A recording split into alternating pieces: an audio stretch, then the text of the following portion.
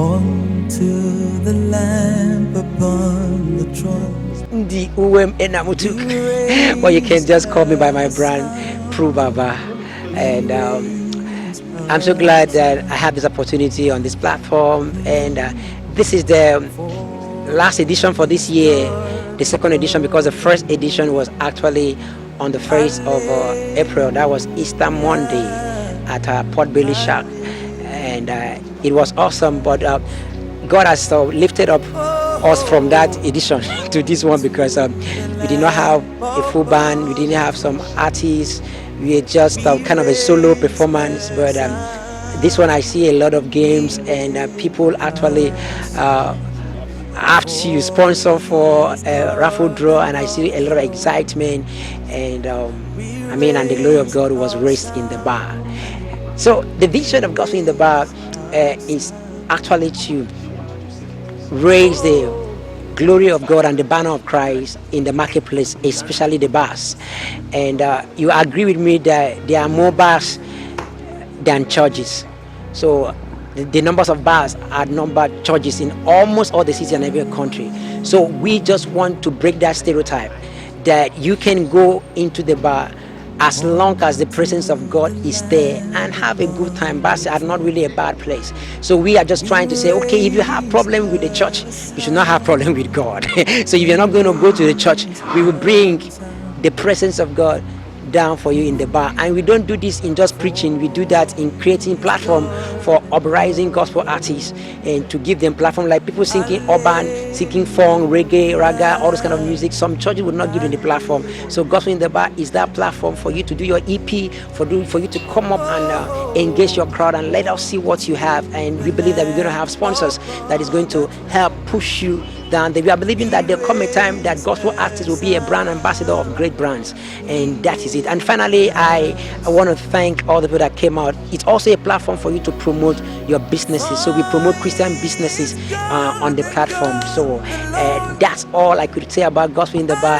And also primarily, it is for winning souls. So we always have it quarterly in a year. So like 4 events in a year. And Gospel in the Bar is actually that platform that it's for gospel talent to be heard. It's a platform for both gospel and secular artists, because we believe that if you are given a good platform and support, a secular artist can become a pastor singing the praises of God. And this program in Ghana, this is going to change the narration of all those characters, all those things that the youth are doing. God is going to fill their heart with a new hope. God is going to change their life, and God is going to impact their life. Their life will never remain the same. It's my son. I would say it's my son. I am very happy. I will encourage him. I will support him, physical, financially, in all areas, to make sure that this program go as viral as it should be.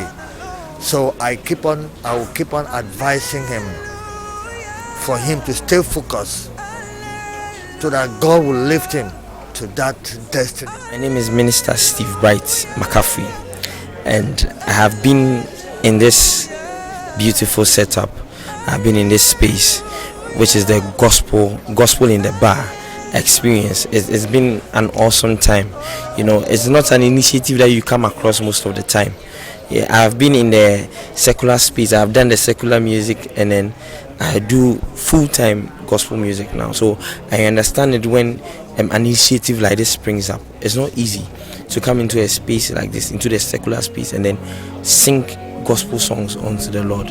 It's a beautiful initiative, and I'm praying to God that this can be something that will be done regularly, so that the lost souls can be won unto God. What caused my change was I had an encounter, you see, and the devil always tries, or it's always the Bible says the devil is roaring.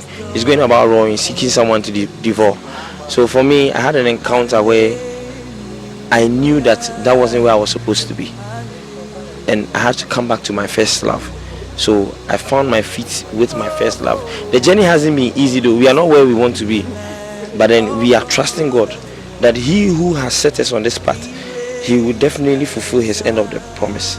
So I urge everyone who is trusting in God. The Bible says, "Be anxious for nothing, but with supplication and with thanksgiving, focus on God, and it will be well with you." A big well done. A big well done. I mean, it's been the ambience and then everything has been wow. I wouldn't lie. You know, I didn't know what to expect when I was coming, but then coming in and then seeing the place and then the experience, it has been something of a great deal to me.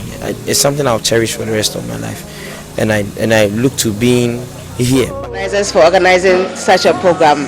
In fact, I've never been to such a setting before, and I have enjoyed good music with the word, and I recommend this to every youth. I mean, it's okay for us Christians.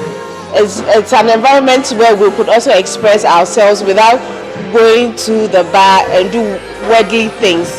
And I hope this goes a long way for other generations to also come and enjoy such programs.